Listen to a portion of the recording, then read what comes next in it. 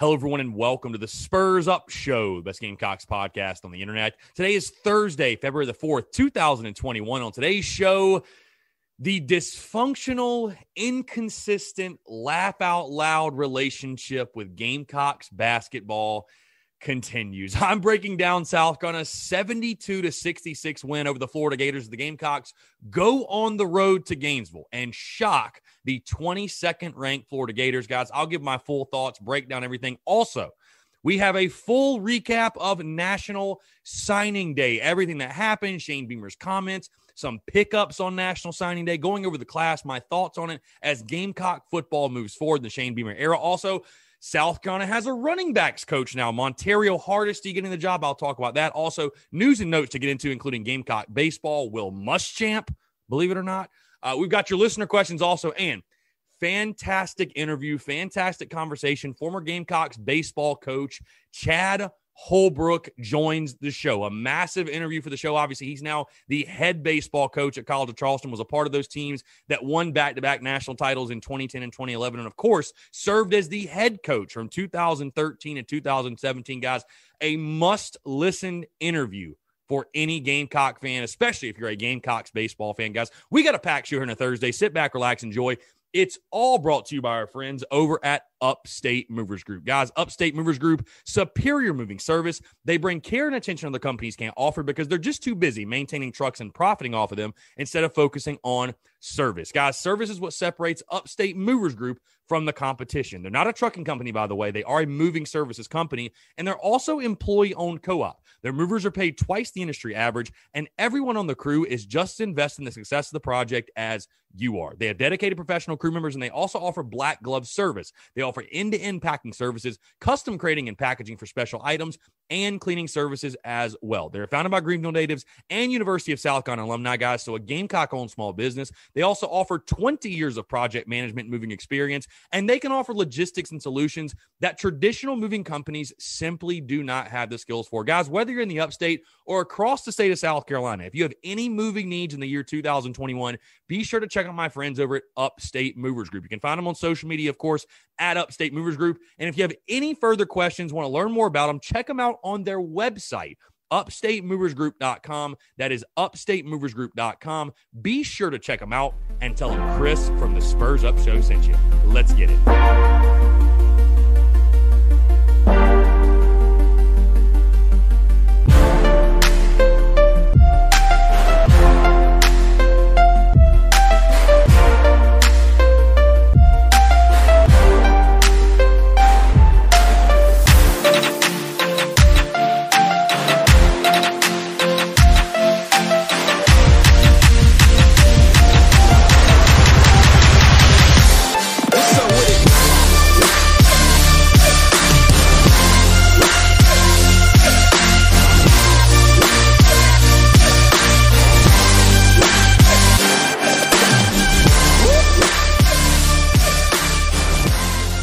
Guys, I need you to listen up to me very, very, very closely. I don't ask you guys for much, right? I don't ask you all for much. You simply tuning in, supporting the business, supporting the content, supporting the show. That's enough for me. But I have one favor of everyone that is hearing the sound of my voice right now. And that one favor is this. If I ever pick this Gamecocks basketball team to win again, at least for the rest of this season. If I pick them to win again, if I post a graphic, if I post a show where I am picking South Carolina to win a basketball game in the year of our Lord 2021, if I pick South Carolina to win another basketball game, here's what I need you guys to do. I need you guys to punch me in the face. Just punch me directly in the face. I will shoot me a DM. I'll give you my address. Come to my address. I'll meet you up somewhere. We'll meet by old Willie B. We'll meet outside the CLA. Punch me in the face as hard as you can. And with that, folks, welcome to the show. Happy Thursday. Hope you're all doing well.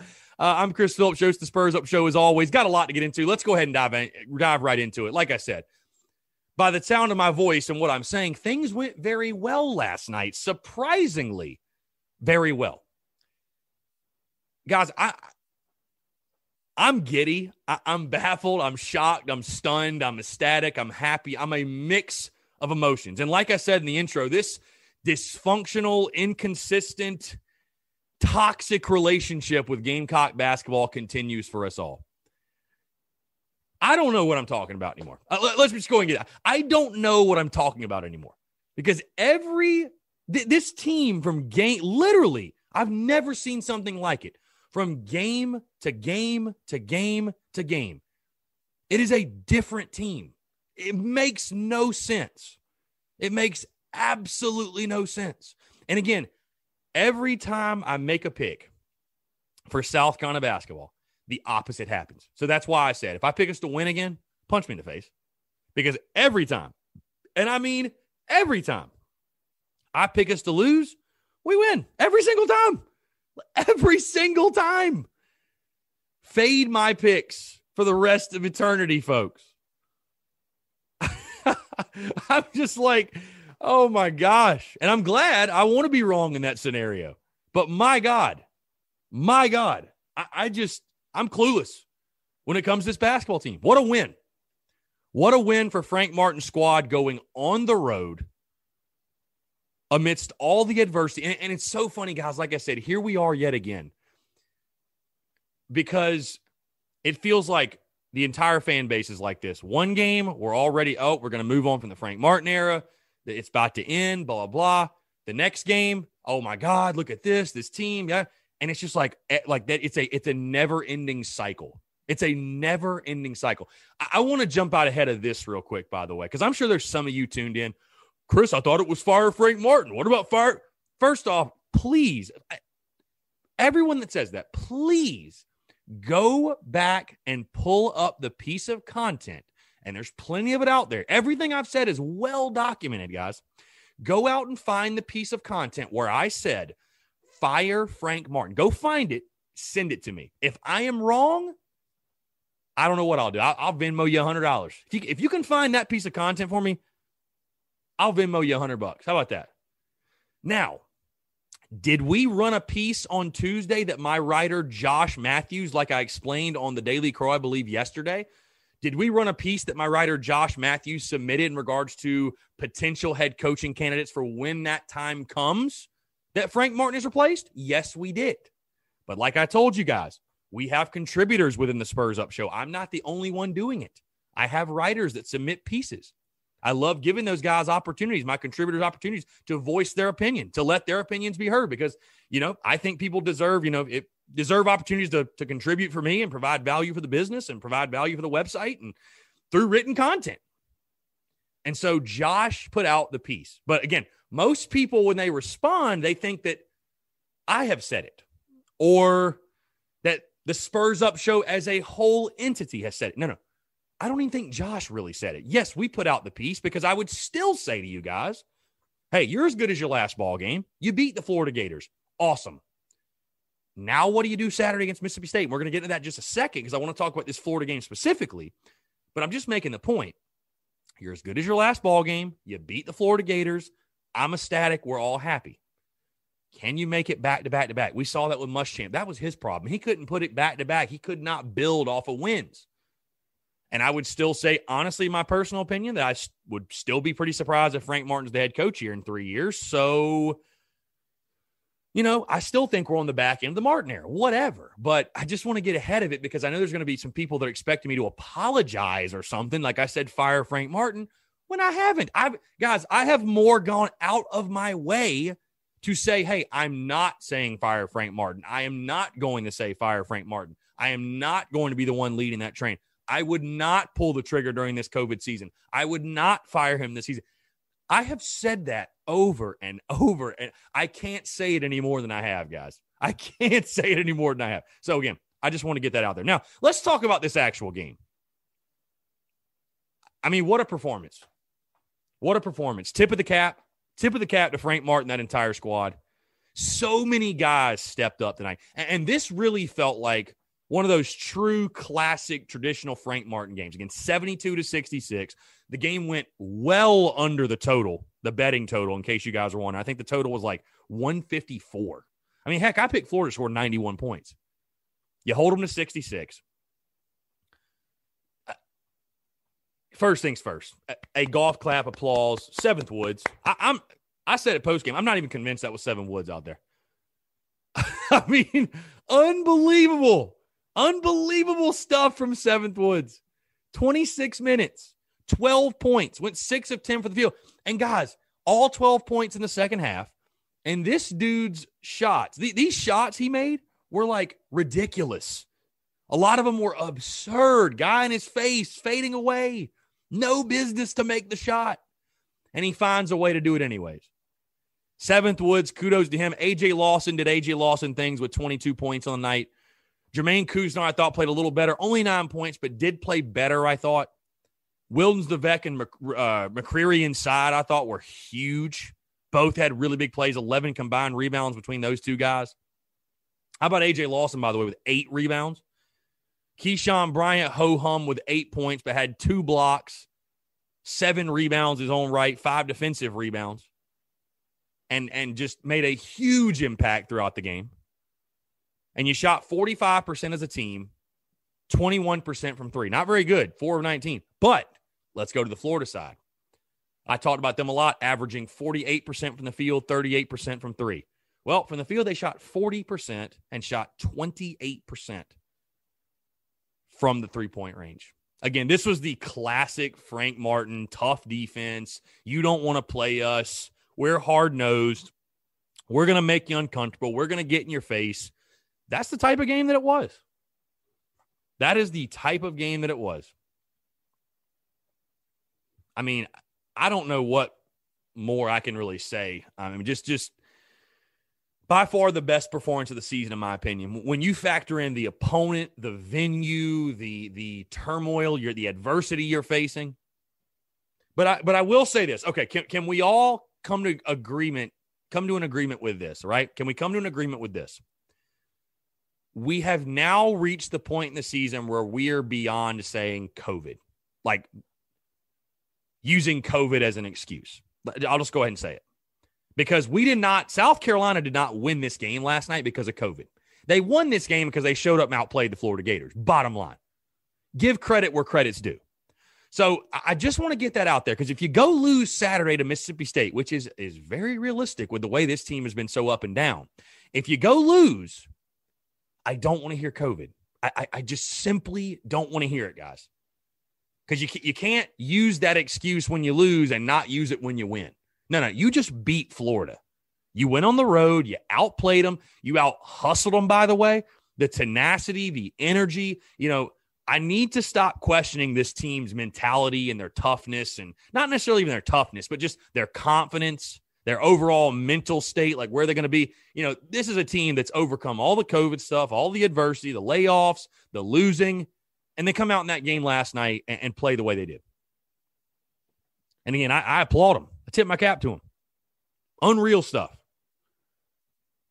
Do I think you're going to make the tournament? Absolutely not. I saw a fan say, "Oh, this is the game that we needed for the turnaround to get on a run and make the tournament." I think that's aggressive. I think that's very aggressive, actually. But overall, a great win. I mean, and like I told you guys, here's the big thing with Frank Martin that fans want to see. If you can finish this season strong and have performances like you had last night and get some quality wins, and you don't have to make the tournament. If you just finish above 500 in conference play and have some nice wins along the way, I don't think anybody is going to be coming after Frank Martin. I think it's going to be, it started out rocky. We started to question the direction of the program. But hey, COVID was a real thing. Once this team got in a groove, showed its true colors, they're able to finish strong, come together. Fine, we're good. Passing grade. 2020. That season was craziness. We move on to next year. But my point after you lost to Vanderbilt was like, you can't just limp through the rest of the season. You can't limp through the rest of the season and lose every game and say, "Oh, well, COVID." No, you got to go play. You got to go play. And for the first time this season, really, I mean, even in the games against A&M and Georgia, yeah, you won the games, but it was like, I mean, both wins, it felt like, did you really beat a really good team? Florida's a good team. Florida was arguably the hottest team in the conference. They had just gotten in the top 25, and you take them out. again, I don't know what I'm talking about with basketball, guys. I mean, I don't know what else to say. I'll own it. I have been so wrong all season.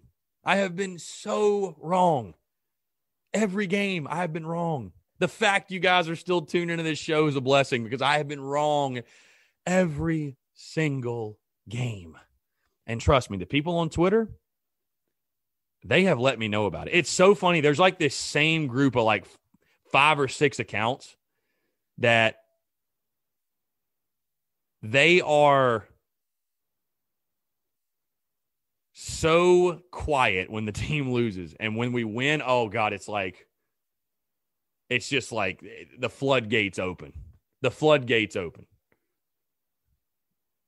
So, whatever. Hey, it comes with the territory. We love it. We love it. But I'm not picking this team to win ever again. I can tell you that much because apparently I am the ultimate jinx. I even literally tried it on Twitter and it worked. I tweeted, I have a very bad feeling right now. That was like middle of the second half. Sure enough, we go on a run. I'm like, this is ridiculous. This is outrageous. Next, I'm going to start saying, tomorrow I will not find $1 million on the ground. Like, I don't know. I mean, it's crazy. It's lunacy. But hey, seriously, great win for Frank Martin. Great win for this team. For this group of dudes coming together, finding a way, overcoming the adversity.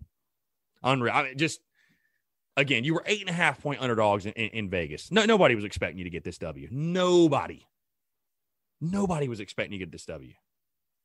But you did some key things I talked about before the game. I thought you won on the outside. You won the three-point line. You made life very tough for Florida. The offensive rebounds, that was big. I thought you, again, having McCreary and Levesque both in the lineup and then Keyshawn doing what he's doing makes a world of difference. So, again, kudos to the guys. Now the question turns to this. What do you do with it? What do you do with it? You got Mississippi State Saturday. What team shows up? Again, COVID is not an excuse if you get blasted Saturday. It's not. Just don't come to me with that. You've obviously shown the type of team you are, the type of players you have. COVID's not an excuse. Can you show up in just a sliver of consistency, just a little bit on your home floor too? That'll be the big question. I mentioned the people on Twitter, by the way. I want to give this guy a shout out because he's been in my mentions all night long. And it's just hysterical to me. It's I somehow haven't muted this dude yet. It's at Creeman18, KRIEMAN18. I want to make sure I give my guy his proper dues. He tweeted at me and said, "You are the most negative dude I follow. Wish you played sports growing up besides left bench. Prove me wrong." He wants me to tweet back at him so bad. And it is very, very, very funny. Very funny. So, it's good stuff. I think he wants me to admit something about Seventh Woods, which I don't know. So Creeman18, you know what? You wanted me to tweet at you. I'm assuming because you wanted some followers. I don't know. But hey, better yet, I've given you a shout out on the podcast, and I'm going to make sure I send you a tweet right after this so you know. So, pleasure doing business with you. Keep the yucks coming because you definitely make me laugh on a consistent basis when Carolina plays basketball. That is for sure. All right, let's move into the National Signing Day stuff. Hey, it was National Signing Day yesterday. Also, Shane Beamer wrapping up his first class in Columbia. I'm going to go down the list of guys that have signed, that committed yesterday, the transfers, and then we'll talk about this thing as a whole. So, obviously, the guys we already know about. The enrollees, Colton Gauthier, Sam Reynolds, Nicholas Barrett, Marcellus Dial, Jordan Davis. Guys that signed their LOI, Tavarian Scott. And again, we've already talked about a bunch of these guys in the early signing period, but I just want to go down the list and then we'll kind of break it down because there are obviously some new additions. Obviously, some new additions yesterday. Tavarian Scott, TJ Sanders, Omega Blake, Caleb McDowell, Colby Fields, Ladarian Craig, John Darius Morgan, Isaiah Norris, Then you have your transfers, Amarian Brown, David Spalding, Jordan Straken, or is it, I don't know, is it Jordan Strawn? That's how I remember that. Jordan Strawn, Jason Brown, EJ Jenkins, Jakeem Green, and Daryl Williams. Okay. Now, listen, I feel two ways about signing day. The first is this. I honestly think for the limited, because listen, the transfers do not count in that group of guys. The transfers do not count in the rankings. So you had 13 total signees for signing day. So as you can imagine, your class ranking was not very good. 77th nationally, dead last in the SEC. On one hand, I want to say first things first, welcome home and thank you to the guys that picked South Carolina. Because you know what? I think it says a lot about the guys that chose to come to South Carolina amidst the madness, the coaching change, the culture shift. I think that says a lot about those guys. Like, and we all say, you know, we want guys that want to be Gamecocks. These are guys that really want to be Gamecocks. If they didn't want to be, they wouldn't be coming here. Amidst all this stuff, they would not. So kudos to them and a huge thank you for making that jump and coming to Columbia. But I look at this signing class two ways. The first is this. Listen, you're being judged off of 13 signees. Just from a sheer numbers perspective, your class is not going to be very good. It just isn't. You only have 13 signees. The transfers don't count in there. So I try to tell fans this to talk you off the ledge. Yes, the rankings are ugly, but I think when you add up, when you take a look at the sum, when you add in those transfers, granted, is it exactly where you hoped your class would be? I mean, not necessarily. Not saying it would be a top 25 class with those transfers added in there, but it would be much better than 77th. Much better. You wouldn't be last in the SEC. We wouldn't be having this conversation. On the flip side, I am not going to demean or belittle or berate any Gamecock fan that voices concern over being ranked below Vanderbilt in recruiting. I totally get it. Your worries are justified. Your worries are flat out justified, my friend. I mean, again, numbers or not, I never in my lifetime would have ever thought I'd see a time where South Carolina was ranked below Vanderbilt in recruiting. Never thought I would see it. So I hear you. I feel you. But let's kind of break down what happened on signing day because, hey, there were some big announcements. First thing you have was 2021 three-star defensive back Ladarian Craig, who chose South, gone over Mississippi State and Oregon State from the state of Alabama. I think a really, really good pickup. Out of Mobile. Really, really good pickup. Close to a four-star. Not a bad player. 6'2", 175. You needed help at defensive back. Here was a big one. Four-star JUCO linebacker Tavarian Bam Scott. And I know on 247 he's a 3. Some places he's a 4. I don't know. Whatever. Good player. Outside linebacker. 6'3", 215 pounds. Out of Dodge City Community College. Was ranked, I think, the 7th overall player in JUCO. Second best linebacker in JUCO. I feel like those numbers speak for themselves. You also picked up a preferred walk-on from KJ Scott out of Greenwood, showing the hometown guys some love. And, of course, you had other guys ink their LOI. Colby Fields was a guy that did it. TJ Sanders did out of Marion. Obviously, getting him to sign was big. But, you know, overall, when I take a look at this class, guys, again, I'm not going to sit here and talk for 45 minutes and fluff it up and act like, oh, my, you know, everything's just so great. And like, we have such an elite class. Like, I'm not going to do that. I'm not going to bullshit you guys. But I will say this. Something that Beamer said in his media availability at 4 o'clock. He talked about we wanted to address our needs. And those needs were this: wide receiver, linebacker, and defensive back. I mean, I think South Carolina did that and more.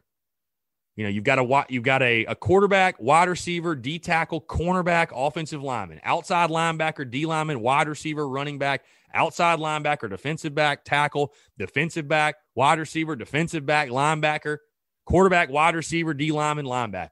I mean, tons of linebackers, tons of DBs. Places where, and I talked about this class was more so about adding just quality bodies, quality depth.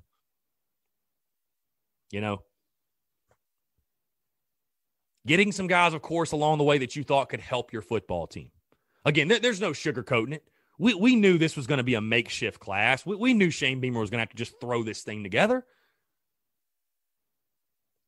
But I challenge fans to dig a little bit deeper, because I think there are actually some guys who could be some impact players in this. But again, I'm not going to judge Shane Beamer and his staff off of this class. We knew the challenges. Everybody knew the challenges that were presented. I think the biggest thing was that the areas on the roster you needed to fill with depth, you got it. You got it, especially the linebacker position. I think it's a win from the linebacker standpoint. Darrell Williams is a good player. Jordan Strom was the dude that led the freaking country in sacks. Colby Fields, a really good player out of Louisiana, by the way. You hear that guy talk, you can hear that Louisiana accent too. Tavarian Scott, 7th-ranked JUCO player, 2nd-ranked JUCO linebacker in the country. Not bad. So you got guys to fill, if nothing else, depth. Again, we knew the challenges this year. Now we judge Shane Beamer on the 2022 class. That's when he'll really be judged, right? The recruiting prowess of Beamer and the rest of his staff. But overall, I mean, kind of what you expected, right? Kind of what we all expected from this National Signing Day. Again, getting Scott was huge. Getting LaDarian Craig, I thought, was a really, really good pickup. But, hey, here's the reality, too, guys. 0 recruits in the ESPN top 300. I think that was the first time, God, I don't even know when. I mean, it's been a long time since Alcon didn't have a single guy in the top 300. But you know what? Again, like I said, guys, when you have the coaching change, when you have to rip the Band-Aid off, when you're changing the culture, you don't have a choice. And it's more than worth the price. It is. It's more than worth the price. So, overall, Coach Beamer, we're behind you. All we got's all we need. We'll see if Coach Beamer and his staff can develop some of these guys now from this crop of dudes he's bringing in his first class. I say that in quotation marks because this is not truly, I would say, his first class, but it technically is. I don't know. Either way, we'll see what happens. We'll see what happens. All right, let's move into, the staff is finally complete yet again. How many times are we going to say this? Probably tomorrow there'll be some news, or probably today sometime when you guys are hearing this, some news will have dropped that some other coaches left and we're doing this all over again. But the running backs coach, per Football Scoop, has been hired. Montario Hardesty, and if that name sounds familiar to you, you're not going crazy. Former Tennessee running back who has coached at Charlotte, coached a little bit at Tennessee, but has coached at Charlotte, I think, most recently, and has coached wide receivers. He's bounced around a little bit, but he's the new running backs coach. Overall, guys, a grade-wise, I'd probably give it a B. I mean, just, a dude with SEC experience. He's actually played the position. You saw Marcus Lattimore give him the vote of confidence on social media. That's really all I need. That's really all I need at the end of the day. So I'm just honestly, I'll just be totally honest. I'm just happy the staff's finally complete yet again. Again, I think for anybody who got the job, by the way, again, I know fans, they want some solidarity in their football program and their staffs, especially. And they all, we all want to know who the coaches are and this and that. Running backs coach was probably the one I was least concerned about. I mean, certainly from a recruiting standpoint, it's what can Hardesty do? Certainly. But, guys, we got Lloyd and Harris. There ain't much Montario Hardesty's got to do. Just get out the way and let the boys tote the rock. That's pretty much it. You know what I mean? Like, just let them run wild. There's probably a ton of listeners right now that probably could go coach the running back position if they really needed to. Hey, Give the old Rock to 20 and let him go. Give the Rock to 1 and let him go. I don't have to say much of anything. No, but seriously, I think it's a good hire. Guy with SEC ties, SEC experience, played in the league. I think that's a big thing, too, when you're a guy. You saw it with Thomas Brown. When you played in the league and you can look a kid in the eyes and say, hey, I know I did it. I've done it at the highest level. That definitely stands out. That's definitely something that is valuable to have on your staff for sure. So Montario Hardesty, per Football Scoop, is the Gamecocks' new running back coach. All right, let's move to some news and notes really quick. Gamecocks baseball picking up more recognition in the preseason polls, ranked 23rd in the NCBWA poll, which is the National Collegiate Baseball Writers Association. So South Carolina ranked 23rd, basically being found in every single preseason top 25 poll. Great job, boys. Opening day now just 15 days away. One other quick note, something I had to mention. Announced officially yesterday, Will Muschamp, former Gamecocks head coach Will Muschamp, has been hired on at the University of Georgia. Has been hired on at the University of Georgia as an analyst. God, on the defensive side, I might add. I wish Muschamp nothing but the best. Of course, again, it's no personal ill will, nothing like that. I hope we throw for 7 billion yards on his safeties specifically. But, man, what a time. Who could have seen that coming, right? Who could have seen that coming? I don't know. All right, let's move into our listener questions. Krusty Andy asked, our baseball team fights Thunderdome style. Who wins? Who is the alpha/leader? Ooh, the baseball guys are going to get on me if I don't get this one right. Baseball team fights Thunderdome style. Who wins? Who is the alpha? Who is the leader? Well, see, all right, let me walk you through my thought process. Because my head goes straight to Wes Clark.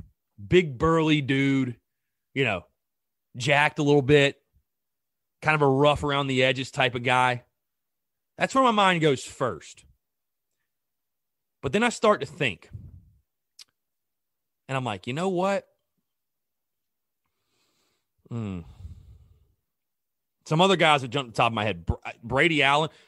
What am I talking about? What about Brandon Fields, dude?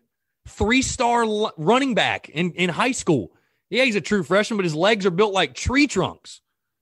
I think Brady Allen could be scrappy in there too, though. I think that dude's he's a dirtbag. He's a dirtbag. Don't sleep on Colin Burgess, by the way, getting down in the hole, low man wins. I'll tell you this, too. Will Sanders, the true freshman, 6'6". It's a big boy. Doesn't quite have the weight, though. I think he's like 205. Doesn't quite have the weight you'd like to see. If I have to pick somebody, I think it's going to be Wes Clark against Brandon Fields for the fight to the death.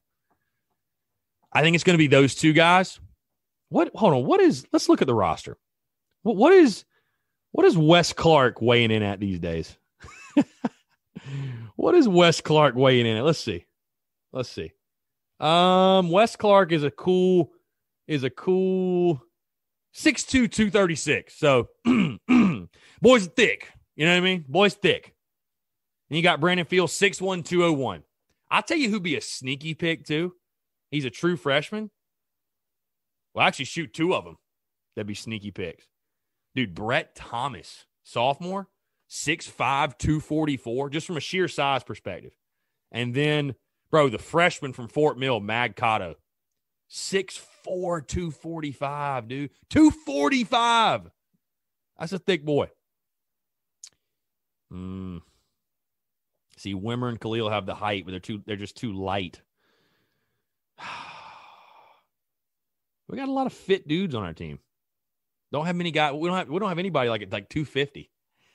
Oh man, I got to give it to my dude. I got to give it to the veteran presence. I got to go Wes Clark, man. I got to go Wes Clark. I just think that dude, he ain't going down without a fight. Got to go Wes Clark. I have to go Wes Clark. So, final answer, Wes Clark would win in a cage match. He is the alpha of the Gamecock baseball team. There you go. JB Gary _0630. Who will be the home run leader Just talked about him, Wes Clark. I'll tell you this, it'll either be Wes Clark or Brendan Malone, who I'm going to talk about tomorrow. By the way, guys, we are breaking down the third baseman on the show tomorrow. It's either going to be Clark or Brendan Malone. I will put good money on that. And last question, Ben Cottingham 16. Can we get player comparisons between this year's team and 2010 or 2011? That's tough. Honestly, that's tough. I'd love to. Man, that's just tough to say, though, because those 10 and 11 teams had things beyond just the field of play. We got to figure out what this team has character-wise. Not questioning their character, but those teams had something special behind them that made them as great as they were. And I think it'd be unfair to try to draw even comparisons. So, listen, as a whole, I think this is a really, really good baseball team. I like this baseball team. I like the mix of pitching and hitting. I really like this team. It's got to come together, though. And it goes beyond just, hey, I can throw hard and, hey, I can swing hard. I can hit the ball hard. Like, there's more to it than that. This team has got to find its identity, its personality, be able to feed off one another, be able to battle and fight, scratch and claw in adversity, be able to win anyway. It's got to find that. So that's what those 10 and 11 teams had. And they had great players, by the way. And they had a great coach in Ray Tanner. So, again, like this team a lot. That type of stuff's got to come together, though. All right, appreciate the listener questions. And speaking on those 10 and 11 teams, boy, oh boy, do we have an awesome, an incredible conversation interview for you guys. I was literally smiling ear to ear the entire conversation. Former Gamecocks head baseball coach Chad Holbrook. And again, of course, he was an assistant on those 10 and 11 and 12 teams, I might add. And then was the head coach from 13 to 17. Obviously, I don't have to explain to you guys why that's a really, really big deal for the business, the Spurs Up show, just in the sense of just the guests we've had on to get a former Carolina head coach in any sport is big time. And again, listen, I know some people felt some type of way one way or the other about Chad Holbrook, but I want you guys to listen to the conversation. Chad's a really good dude. He's a genuinely good dude. We all know what happened. Things didn't work out here. It is what it is, but Chad is a good dude, a good baseball man, and again, a big, big, big reason that South Carolina team won back-to-back national titles. So appreciate him taking his time. Appreciate him being gracious enough to come on the airwaves. And again, guys, thank you guys so much for tuning in today. It's a great day to be a Gamecock. It truly is a great day to be a Gamecock. Like I said, guys, stay tuned for the show tomorrow as well. Really exciting stuff. We'll break down the game Saturday against Mississippi State and also the position unit preview, the season preview series, I should say, for Gamecock baseball will rage on as I do the position unit preview series. God, that's a tongue twister. But we'll talk Gamecocks third baseman tomorrow going into the 2021 baseball season. So it should be really fun. Guys, thanks again so much for tuning in. Now, enjoy this interview with former Gamecocks head baseball coach Chad Holbrook. All right, joining us today on the Spurs Up Show, a man that played his college baseball at the University of North Carolina, was a standout there, but most notably served as Gamecocks assistant baseball coach from 2009 to 2012, was the 2010 Recruiter of the Year and 2011 Assistant Coach of the Year. He was also the head coach of the Gamecocks from 2013 to 2017, and of course, most notably, helped lead the Gamecocks to back-to-back national titles in 2010 and 2011, and another appearance in 2012. He currently serves as the head coach of College Charleston since 2018. And as a head coach, he has a career record of 283 and 146. Very pleased to be joined by former Gamecocks baseball coach Chad Holbrook. Coach, appreciate you taking the time, man. It is a pleasure to chat with you. Seriously, very grateful to have you on. Well, thanks for having me on. It's really cool to watch your show from time to time and see a lot of my former players on. And it's kind of my way every now and again of seeing how they're doing. And It's good to see their faces. So I appreciate you having this type of platform for those guys to talk about their experiences when we were all together. Yeah, and I definitely want to get to that in a bit because those guys obviously have glowing reviews of you and some funny stories I kind of maybe want to ask you about. But I want to go back, and we could sit here and break down your baseball career for hours because obviously you're someone that you've been around the game of baseball for a long time. But I want to start really, again, like I said, you played for the University of North Carolina from 1990 to 1993, second team All-ACC. You were a good ball player.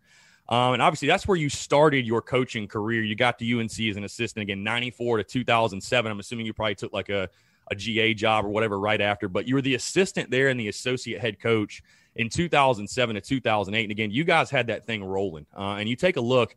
I'm curious, what made you want to make the jump from UNC, a guy, obviously your alma mater, to South Carolina? I'm sure Ray Tanner was a guy that you had a relationship with. I mean, Coach Tanner, everybody in the game of baseball knows Coach Tanner in some capacity. I'm sure you probably faced him a couple of times, went up against him. But what made you eventually make that decision to jump from Chapel Hill to Columbia? Well, it's kind of a crazy story. We had it going pretty good there in Chapel Hill. I think we'd been at that point in time to 3 College World Series appearances in a row, 2 national championship appearances in which we lost to Oregon State both times. But we were doing very well. We had some really, really good players. And at that point in time, Coach Tanner and I were close. And, and he was in the process of some transition there with his assistant coaches. Coach Toman, who had been with him for forever, had just accepted a job at Liberty. And in the following year, Coach Toman, Monty Lee got the job at the College of Charleston. It actually happened two times. He asked me to come down at one point in time after Coach Toman had left to Liberty. And at that point in time in my life, there was no one I respected in the game more than Coach Tanner. A lot of people lose sight of this too, as my wife was born and raised in Columbia, South Carolina, and been a Gamecock her whole life. So, but that first year, my son wasn't quite done with his chemotherapy. He wasn't quite done with his treatment because he was diagnosed with cancer at an early age. And I just didn't feel like it was the appropriate time to move him from his doctors, his nurses, his care that he was receiving in Chapel Hill. So we stayed. Told him I couldn't quite do it that go around, and honestly I didn't think it would ever come back around. We maintained a great relationship with Coach Tanner, but the next year, Monty got a heck of an opportunity at his alma mater, and the job opened up again. And I still remember to this day, Coach Tanner picking up the phone and calling me after that happened and asked me, "Hey, who you think would be good to take Monty's place?" And I said, "Well, years passed. What about me?" And that changed the dynamic of the conversation. Yeah, like I said, you guys had it rolling at UNC because I think back, I mean, South Carolina, obviously, what they were doing under Coach Tanner, I mean, there weren't many programs at that point for sure that were having more success than South Carolina. But North Carolina certainly, again, like you said, was up there with the back-to-back finals appearances. And obviously you guys ran into a really tough Oregon State group that got you twice. But what was it when you came in? Obviously, again, the state of the program was pretty good, I would say. Did Coach Tanner, I guess, sell you on the fact of, again, I think South Carolina is a place that sells itself. And again, you got in at a great time with the new stadium, Founders Park coming together and things. The momentum with Gamecock baseball was certainly there, obviously, like I said. But, I'm sure you knew coming to Columbia there was going to be an opportunity to do some special things. I mean, you wouldn't have probably jumped from a program that, again, like I said, there weren't many programs, I would say, that were even on par with or maybe even ahead of South Carolina. But North Carolina, certainly, again, with what you guys were doing, was right there. Again, like I said, the opportunity to come to Columbia and do something special, I'm sure, had to play a big part in as well. Well, at that time, and I'm not going to, at that point in time in the summer of 2008, Coach, at South Carolina, obviously, getting to the College World Series is the end all be all. That's where you're expected to be. At that point in time in the summer of 2008, Coach Tanner had a tough stretch of we lost some super regional appearances. I don't think at that point in time he'd been to the College World Series in 6 years. And in Columbia, that's a drought. Not, and that's not fair. That's not fair to judge where the state of the program is based on what you College World Series appearance, because he was in the Super Regional every year, and winning SEC championships. So it wasn't like there was anything wrong. Like you said, the program was in great shape. Coach Tanner we played each other in the Super Regional in 2007.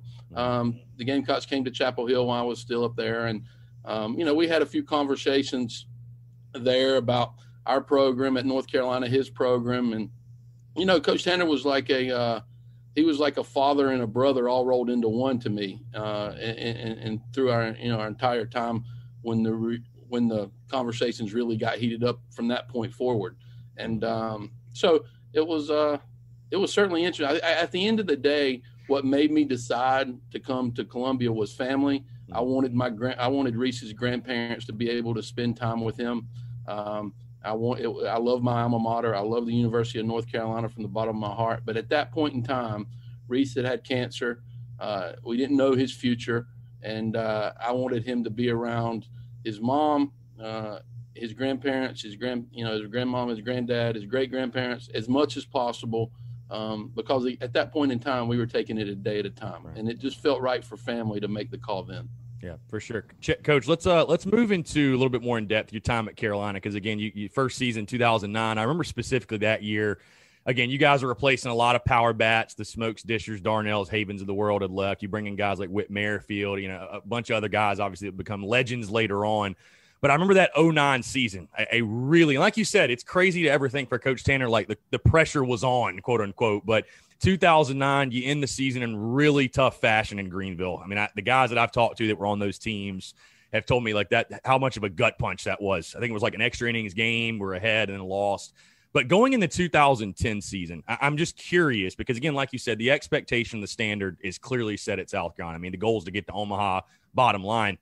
Did you guys sit around, you and Coach Tanner and the rest of the assistants, did you guys kind of sit around and say, you know what, we've got a group that if we stay healthy and things kind of go our way, like you really felt like, or did you maybe see what happened in 2010 coming? Like, did you feel like you had that type of squad? No, actually, no.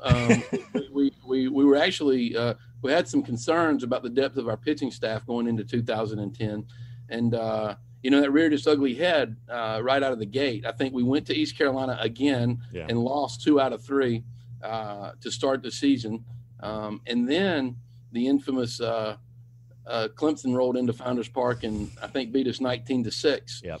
And then that Tuesday we are losing 3-0 to one of Coach Tanner's former players, Valparaiso. We're losing to Valparaiso 3-0. So we'd lost a weekend opening series.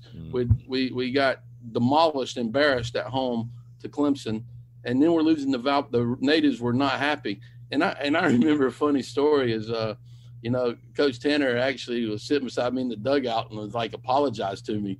It was like we're not a good team. I mean, I can hear him and say we're not a good team. I'm sorry I brought you down here for this. Something like to that effect. And I was like, and we always felt like we were going to be good and we were competitive. At that time, we weren't playing well. But I can't sit here and tell you, and I don't think Coach Tanner could, was when you're getting your brains beat out by your rival, you don't sit there and say, hey, this is a national championship team. We thought we had a lot of work to do. We thought we had some ability. We were worried about the pitching depth. But as the season unfolded, that depth, we found some. And some kids started pitching their hearts out and pitching really, really well. And about the middle of that year, I felt like we had a team that could do something special. We were competing against the best teams in the SEC and winning our fair share. And then the team just felt like they weren't going to lose. So we kind of got we call it magic in a bottle, so to speak, and had special players that wouldn't accept anything short of winning, and collectively as a group, that momentum started to carry on. And then we had some things, spiritual is not the right word, but we had some things going on off the field that you could tell it was a group of kids coming together. It was a special feeling. And, from how much they cared about how they performed on the field to how much they cared about each other and to how much they cared about some others in the community. You just got the feeling it was a special group.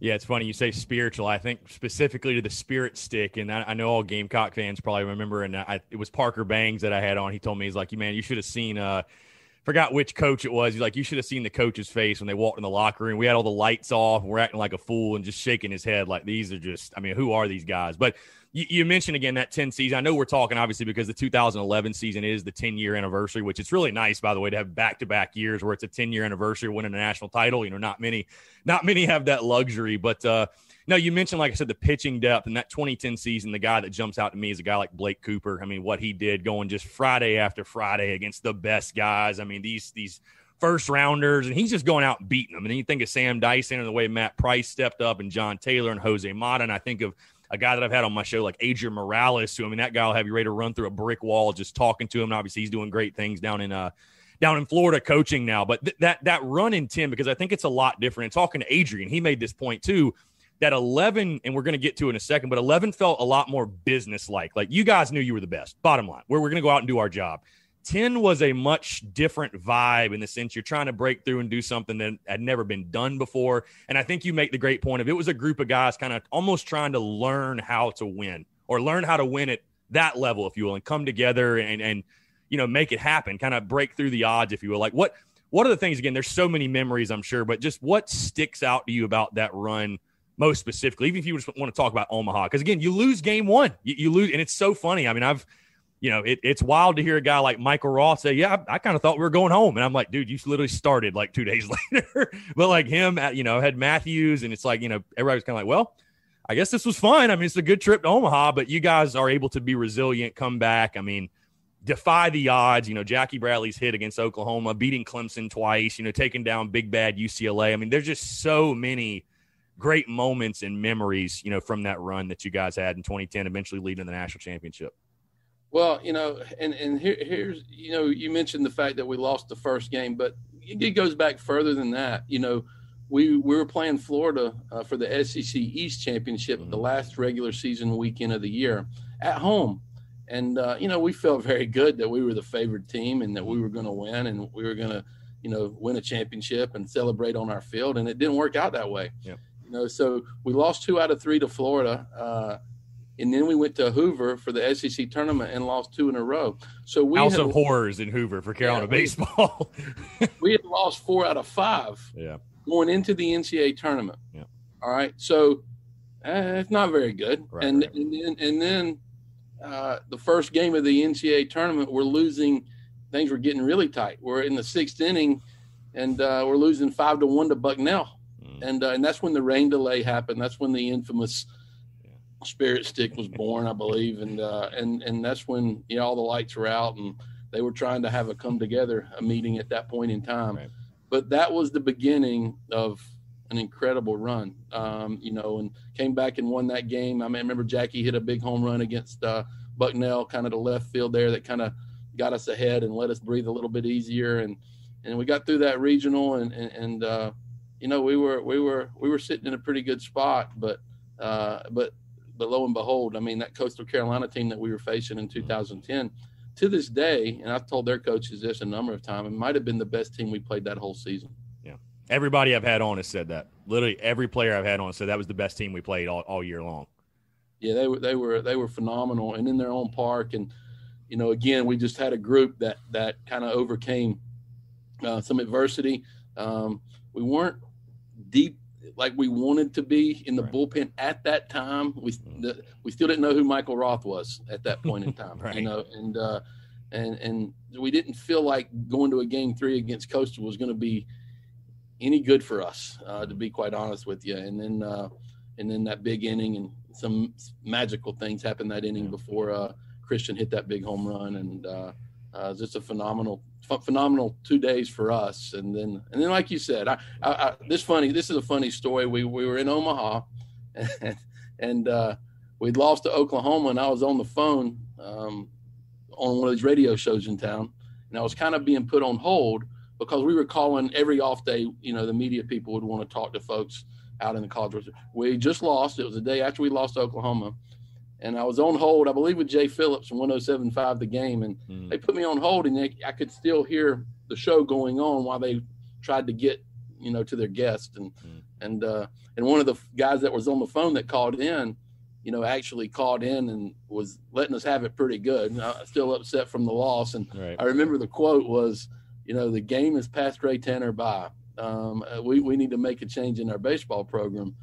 Like, man, we're sitting out here in the College World. This is harsh. We're sitting out here in the College World Series. We're one of the last 8 teams standing, and they think our coach is not in a good spot. And lo and behold, after that game, that loss, we went on to win, I believe, 22 NCAA tournament games in a row? A record that'll never be broken. Yeah, that thing will stand for a long period of time, and something that we're awfully lucky and proud of, and awfully lucky to be a part of. Yeah, I wanted to ask you kind of in a joking way, but you mentioned that Coastal Carolina game 2, and I forget who it was that told me, but like you said, some magical things happened before Christian Walker's homer, and like I said, I forget the player. Maybe it was Bobby Haney or somebody, but basically said that.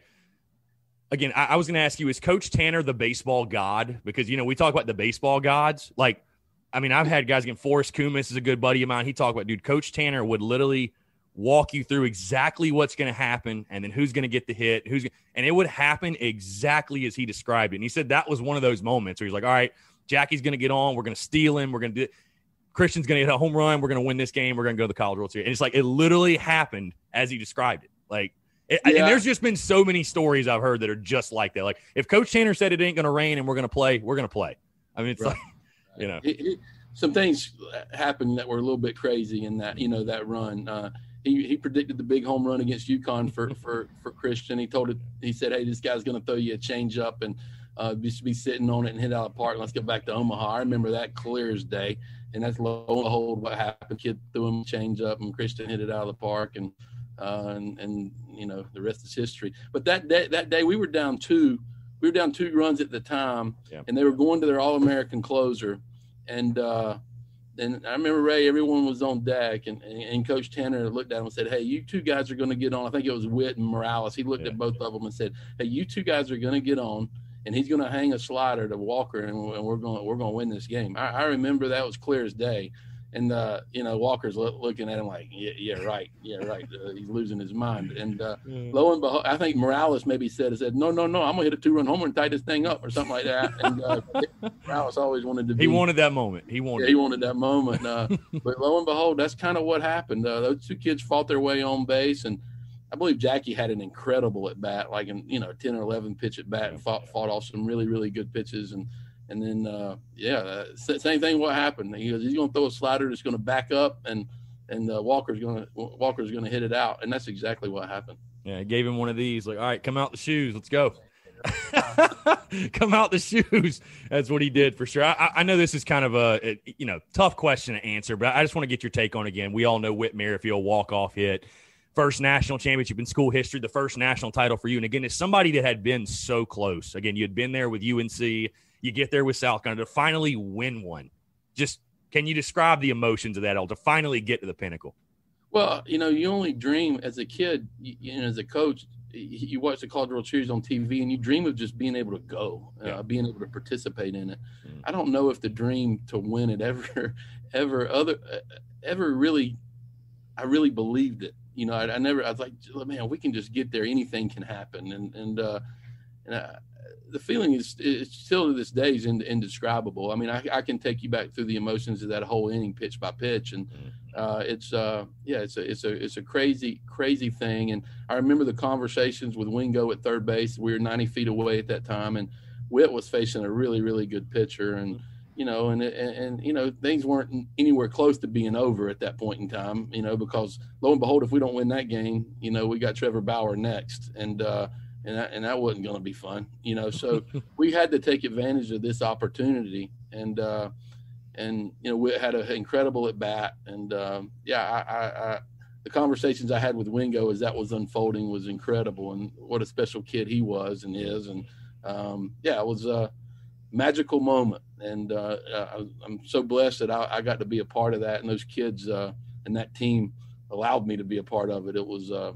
incredible feeling for sure. And, and then, I know you've probably heard this story, but after we win that one, we're going to the airport the next day, and Columbia's euphoric, and, they can't wait for us to get home. And, from parades to what was waiting on us at the basketball arena. I mean, we heard all the stories, but, when you're away so far, you can't grasp it, so to speak. And all you hear is like, man, Columbia can't wait for you guys to get home. And so we're all anxious to get to the airport. And Coach Tanner tells the bus driver to go another way.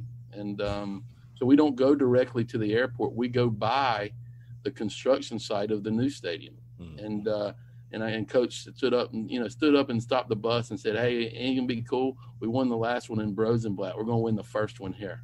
And I was like, that's really, really cool. And Yeah, for sure. I want to go, Coach, to you specifically, because, again, in 2010, you were named Recruiter of the Year Obviously a really high honor for you. And again, I mean, I guess one of the highest honors an assistant coach can win, but you definitely had a hand in recruiting some of the greatest players to ever, wear the uniform for South Carolina. What do you think made you, and still probably to this day, I'm sure, for CFC, what do you think your strengths are in recruiting? Like what makes you such a great recruiter? I let my coaches now. Shoot, I got great coaches. They do all the recruiting for me now. So I'm awfully blessed. But, at that point in time, everybody works hard at it. It's at the end of the day is this, you have to treat people the way you want to be treated. And you have to tell kids that they're going to have this type of environment to play in, and that you're going to provide it for them, and that you're going to coach them, and you're going to teach them, and you're going to be there for them on and off the field. It's nothing that any other coach doesn't say. It's nothing, but at the end of the day, you have to develop a relationship in which the kid and the family believes it. And ultimately, through the course of time, we've been blessed that a lot of families and a lot of kids trusted the programs I've been a part of, and that's a good feeling. I certainly don't have all the answers, and I don't have this thing figured out. Ultimately, though, I do have 2 kids, and there was a certain way I'd want my kids to be treated, and we try to treat our players that way here and there at South Carolina and at North Carolina. Just treat your players the way you'd want your kids to be treated. If you do that, I think at the end of the day, you can lay your head down at night and feel good about the job that you're doing. For sure. Now, Coach, 2011, like I said, had a little different of a vibe. Like I said, what Morales, talked about was it felt a little bit more like business. Like you said, the plan was to win that next one, that first one in TD Ameritrading. And that's something I think, like you said, is so cool. Nobody can ever take away from South Carolina baseball, closing out Rosenblatt and opening up TD Ameritrade. But that 2011 season, like I said, we sit here, the 10-year anniversary of that season. How much different was the mindset from, the top down, from Coach Tanner to yourself to the players? Because like I said, again, 2010 was, this is something we hope we can do. 2011, that was the expectation, bottom line. And like you talked about the fans, I don't know that anything less than a national championship would have sufficed. Because, I joke with the guys that played on that 2012 team. I'm like, how does it feel to be on the best forgotten team ever? Because nobody talks about 12. And I'm like, they went to the final. But it's like when you don't win it all and you won it back to back, it just, it's crazy. Well, at 11 team, we as coaches, we knew we were pretty darn good. Everybody in our league is good, though. At the you always fear as a coach that the ball's not going to bounce your way, and we were equally matched against Florida or Vanderbilt. And we wouldn't make the big pitch at the right time, and we could finish third in our division. That could easily happen. Yeah. So that was the scary part for the coach, the coaches in 2011. But our players, they never let any worst case scenario enter their mind. They were arrogance, probably a little strong, but it was close to that. It was a team that never felt like they were going to lose. It didn't matter what the score was or what had happened in the course of the game. That team felt like it was the best team on the field, and that when the last out was made or we were going to be ahead. And it didn't matter where we were playing. It didn't matter who we were playing. And that stemmed a lot from, Roth was obviously important. We had Matt Price at the end of the game, which we knew if we had got the ball to him, the game was pretty much over. And then, and I tell people this, and this is no disrespect to some of the great kids I've had a chance to recruit, but I don't know if there was a more important recruit than I ever recruited than Adrian Morales. And I think the kids that are on that team actually probably understand that. And I think the coaches, obviously, that were in the dugout understand that. Adrian had a way about him that everyone, they followed his lead. He was tough. He was mean. He never always felt, no matter what was going to go on the baseball field, that we were going to win if you had just listened to him. I mean, in many ways, he was once the game started, in between the white lines, he was the coach. And but he was so emotional and he so tough and never gave in. And I think many times during those 2 years, we followed his lead. And he was an important. There was better players on that team. Mm-hmm. Obviously, there's big leaguers and guys still enjoying great careers. Witt's leading the American League in hits. Jackie's a Gold Glove center fielder. Sam Dyson's had a good run in Major League Baseball. Christian Walker just wears it out left and right. So we had some great players. There were better players on those teams. I don't know if there was a more important player than Adrian, and it was cool to witness that. And it just made us, it taught me a great lesson as a coach that you don't have to be the most talented kid on the field to have a huge impact. Right. And you didn't have to be the most talented team on the field to beat your opponent. Blake, like you said, Blake Cooper, a little kid from east of South Carolina throwing 87, 88 miles an hour is going up against Garrett Cole, who's throwing 106, and we found ways to win. It didn't matter. We're facing Garrett and Blake's facing, and I know the commentators at that point in time in Omaha didn't give us much of a chance. Yeah. But, the mindset of the Blake Coopers and the Adrian Morales of the world didn't expect anything less. Yeah, I had Kyle Peterson on the show, and I had to ask him, was Oral pulling for UCLA? To be honest, so no. It's funny you bring up Morales though, because I chatted with Bobby Haney about this. He obviously talked a lot about Morales, and like one of the funniest things he said was, I think it was 2010. He said Coach Tanner's getting on Adrian. Adrian looks at him like, "Coach, relax, I got this." And Bobby was like, he just told Coach Tanner to relax. He could do that though. That's just he did it a number of times. Yeah. Like nobody could fathom a player doing that. I remember one time Coach Tanner put on the bunt when Adrian was bunting, and he stepped out of the box and raised, put his hands up like this. What are you doing?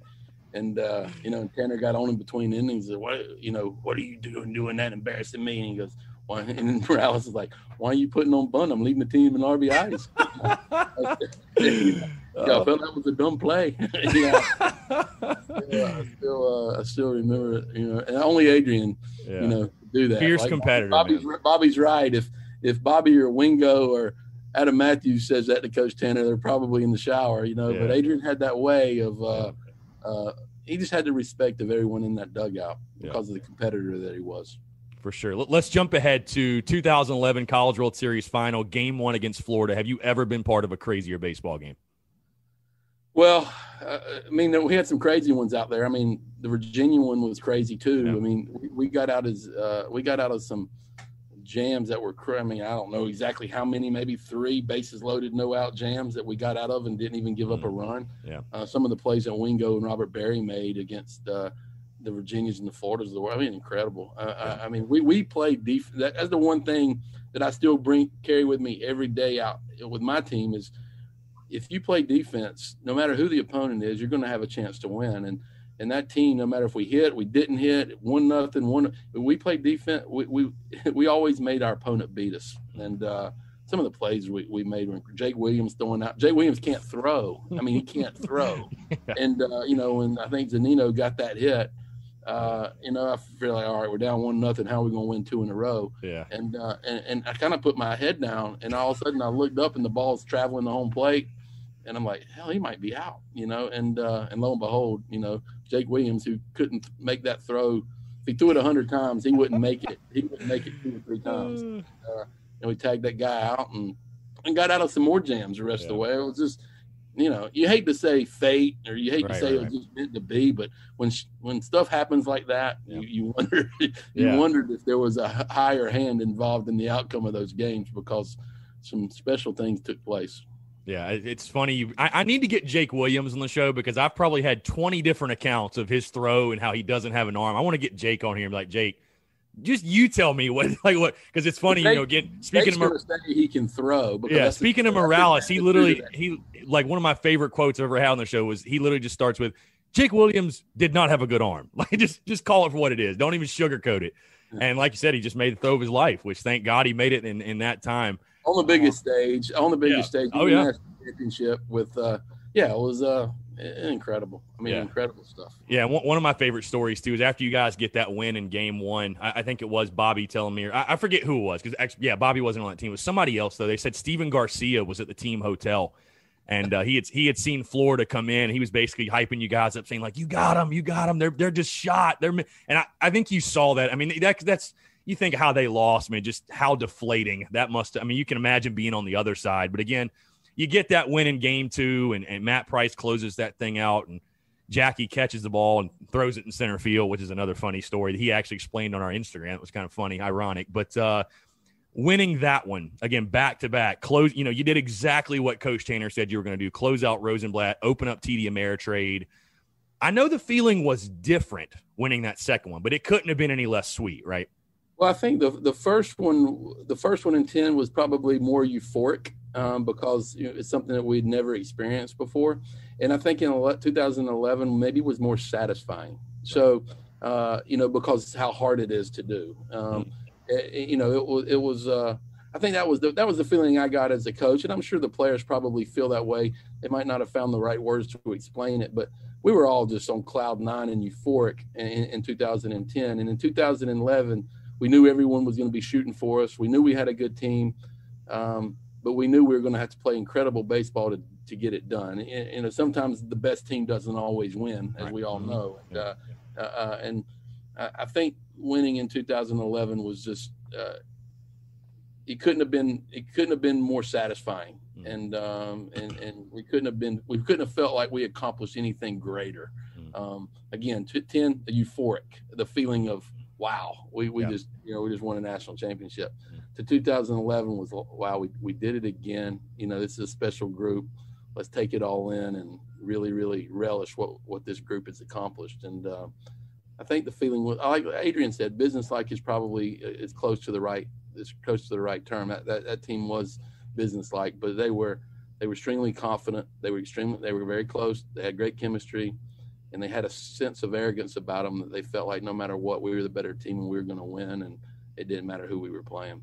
Yeah, and when you win, everybody, so the victor goes the spoiled. And obviously that was true for you as well. 2011, you were assistant coach of the year, got more awards. And it's funny, I think, going into 2012, I'm sure like you guys are on cloud nine, like you said, but the unreal pressure to win it again, because it's like, anything short of winning the title.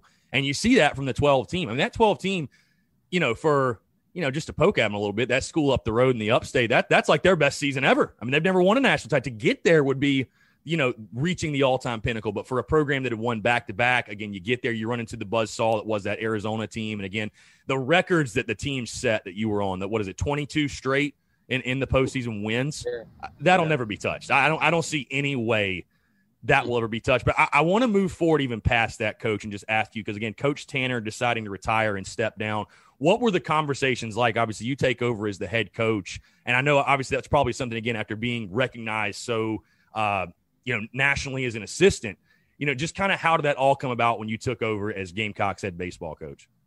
Well, I mean, I think at that point in time, Coach Tanner had felt like he couldn't accomplish anything more. Because I know that was surprising to fans that he, it's rare to see someone step down, I guess, in the peak, right? Most people probably stick around too long, if anything else. But the smart ones do step down. Right. Most of the time, obviously, some of the conversations were had. Many of the coaches, the all-time great coaches, sometimes don't leave on their own. They wait too long, and I think Coach Tanner just felt like he had coached a long period of time in many years, both at NC State and South Carolina. We'd had an incredible run of College World Series appearances. I think he just felt like it was the right time for him and his family. And obviously the opportunity to be the athletic director was something that was going to get him and his fingerprints on the program. And at that point in time, you don't want to – we had it going pretty good. And the thought process as you sit there in that moment – in July of 2012, is hey, let's not do anything to screw this mojo up. Let's keep everything on course. Keep our same players in here. Let's keep the way we recruit the same going, and let's keep the same coaches involved. And it just seemed like the right move at that time. And the conversations weren't necessarily like, hey, this is what's going to happen. It was more like, hey, get to work, right. Get to work. It never even – Coach Tanner had a way of making everybody feel like no matter what, whether he was the AD or whether he was the coach, that he was in charge and he was in control. And we didn't really look outside for any other answers. It was, hey, what he says is how it's going to unfold, and just listen to what he says and let's proceed. And that's kind of what we did. As coaches – we didn't think anything else other than, listen to the boss man and follow his lead and do what we can to continue to create great success here at South Carolina. Yeah, and like you said, why would you mess up the mojo with 3 straight national title appearances, 2 national titles, and yet another great team in 13 that ran into that, but that tough UNC team and went to Supers. And to your credit, because I want to just get your take overall, Coach Holbrook. I know we're talking about the national title teams, but your career as the head coach at the University of South Carolina from 13 to 17, some highs, some lows, but a ton of great teams and a ton of great players. And again, like you said, I've had the opportunity, I've been blessed enough to speak to a lot of your former players, and they speak extremely highly of you. And again, you take a look at some of those teams you were the head coach of and the guys that came through, and you talk about big leaguers. I mean, look at Clark Schmidt, Will Crow, Adam Hill, Braden Webb, guys that are still doing it right now, in the professional ranks. When you look back on your career at South Carolina, again, it's a point you made earlier that I think is really great for, fans to keep in mind. Because, fans want to win. They're whatever. The standard is the standard, which is great. It's one of the reasons why I love and many people love Carolina baseball is because the standard is what it is. But I think sometimes people don't take a second to appreciate just how hard it is to get to Omaha. I mean, it's like you said, everybody's trying to get there. And again, your career at Carolina, there were injuries. There were some great teams, but there were highs, there were lows. When you look back on your career, what are the things that stand out in Columbia? Is there anything you would have changed, done differently? I mean, because again, I know there's more positive memories than negative ones, but things happen. Baseball's a random game. And like, again, to your point earlier, people it's like you got to appreciate just how hard it is. Like that run from 10 to 12 really needs to be appreciated. I mean, it's just incredible. It'll probably never be done again. No, I don't think it will be. Yeah. You have to be awfully on a special team and a special program for it to happen again. But, people ask me about that quite a bit. And honestly, I'm awfully proud of the experience that I got to not only as assistant, but you asked me about being the head coach is, we won 40 games a year. I think we went to 2 Supers in 5 years. We went to 3 regionals. And one of the years we weren't as good as we should have been. One of my 5 years, it wasn't a typical South Carolina team. And if you say, well, you had to do over again, that year bothered me a lot. But we worked tirelessly to fix it and not let that happen again. And the rest of the teams were very, very talented and good. We had some bad luck happen. And we lost some really, really key players in my last year there. We were preseason top 5 in the country to start the year, and you lose Tyler Johnson and Jordan Montgomery and T.J. Hopkins at that point in time. Went down with a bad back. We lost a core group of our players. All seemed to be all at the same time, and we couldn't quite finish the season the way that we wanted to. But as I look back at the whole picture, I was awfully blessed to have worked there. Awfully blessed to have coached there. Awfully blessed to have some lifelong experiences and friendships with people associated with the University of South Carolina. And and people ask me, sometimes when the fan, you get the question, what happened? Or why didn't you do this? Well, honestly, my answer is I'm awfully proud of what we did. We had some tough circumstances. Sometimes the ball didn't bounce our way. There's a few things here and there that I probably can't say that I would change. But ultimately, awfully proud. We won 40 games a year. We went to 2 super regionals. I guess averaging 40 wins a year is kind of on par with averaging 9 wins a year probably in football. You could probably say those are close. So we had some really good, solid teams, and we were on the brink of getting back to the College World Series. But we ran into a hot Oklahoma State team, and we played awfully well at University of North Carolina. They were the number 1 seed in the entire tournament in 2013. But baseball's a tough game. It's you're not going to win them all. And sometimes the good fortune that we had in 2010 and 11 and even 12, we had some unfortunate fortune or some tough fortune. But you know what? It's at the end of the day, my experiences there are nothing but positive. And so many players I love dearly. I love the school dearly. And I wish nothing but the best for the program. I spent 9 years of my life there. So I was awfully blessed to be a part of the University of South Carolina. And I had a great experience both as a head coach and as assistant coach there. And there might be a few things here and there, but not much I would change. I love the people in Columbia. It's a great fan base. It's very fond memories. For sure. No, that's great perspective, Coach. I'm going to get you out of here before I do, though. Talk a little bit about your CFC team. Obviously, again, you're the head coach at College Charleston, which great baseball program. I mean, they've been good for as long as I can really remember. But you want to take a second to plug your – I know you probably don't want to make them feel too good for the season, but we're sitting here about 2.5 weeks away from opening day. We get baseball back, thank God. But, just talk a little bit about your experience in Charleston and this 2021 Cougar squad.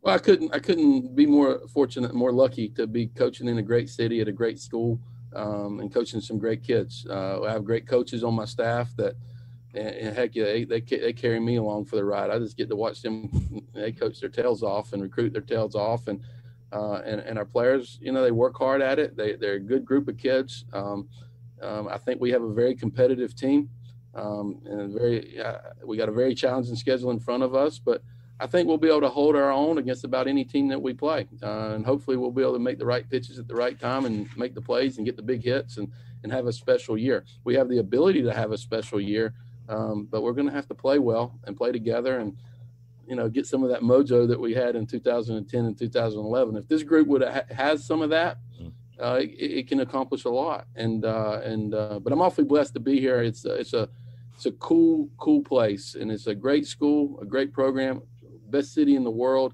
and I have some kids that really love to play the game, so I'm awfully fortunate. Coach, one last thing on a lighter note. I was talking to Will Crow earlier, obviously I had him on my show, and he asked me to he told me to ask you about your race against Ross as comedic relief. You got any insight on that, or is that big Ross? Well, I told the team, I don't know exactly remember the story, but I know that I challenged one of my players to a race, and it was Ross. I picked the slowest guy, and I wasn't stupid.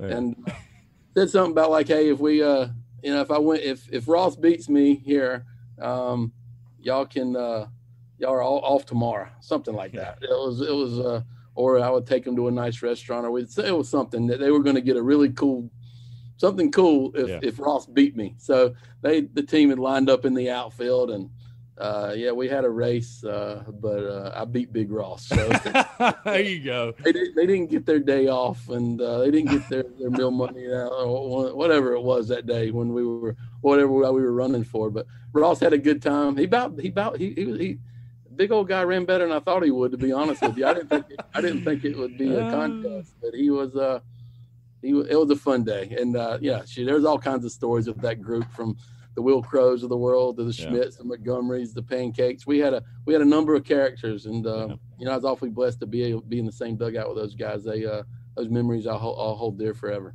For sure. Well, Coach, it's been a pleasure. Like I said, very grateful. Seriously, can't thank you enough for taking the time to come chat and just shed some light on your time at South Carolina. And again, I speak for Gamecock fans when I say, again, it was a pleasure to watch you guys do what you did. And obviously your time as an assistant and the head coach, great memories, great players, like you said. And again, getting the opportunity to speak to your former players and the glowing reviews they have of you, I can definitely see why. Definitely for sure. So yeah, and it's been awesome. I mean, every former player of yours I've ever talked to has had nothing but great things to say. And, I know for you as a coach, I'm sure that's the thing you're probably, most proud of. I mean, the titles and winning games is great, but the impact that you have on young people, that's why you get into coaching. So you're definitely doing a good job in that regard. So, well, I mean, I appreciate it. And I appreciate the platform you provide for guys that wore that uniform and accomplished some special things there. And, they love their school. And that's, I had to practice with my team this week. TJ and Dom Thompson-Williams was with my team this week, and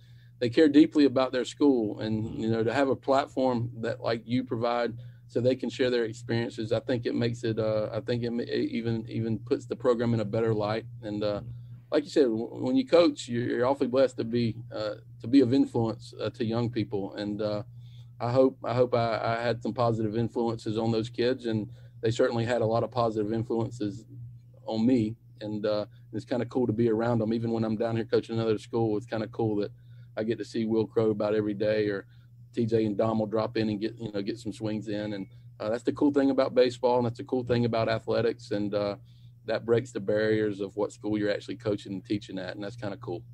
Absolutely. Well, Coach, again, thank you so much for the time. Best of luck this season. We'll be watching from afar, pulling on the Cougars. Do you guys come to Columbia or no? Does South Carolina go down there? Are they on the schedule this year? We're not on the schedule. I know South Carolina goes to Citadel. I didn't think they played CFC though, but we're not on the schedule. We play Clemson. We might play. We play Clemson at Clemson, but there's a chance we might play a team in the Midlands here at the Pro Park. Hopefully we can get up to Columbia and play a team, and as we try to finish out our schedule. I think the schedules will be evolve with COVID. Right. Yeah. Things will change from time to time. So who knows? Maybe we'll play in Columbia at the Pro Park before the season's out. For sure. Well, Coach, best of luck this season. Again, we'll be watching from afar. Again, thank you so much for taking the time. Let's definitely do it again soon. Like I said, best of luck this year. Thanks a lot for having me. I really appreciate it. Absolutely. He's Chad Holbrook. I'm Chris Phillips. We appreciate you guys tuning in, and we'll catch you next time on the episode of the Spurs Up Show.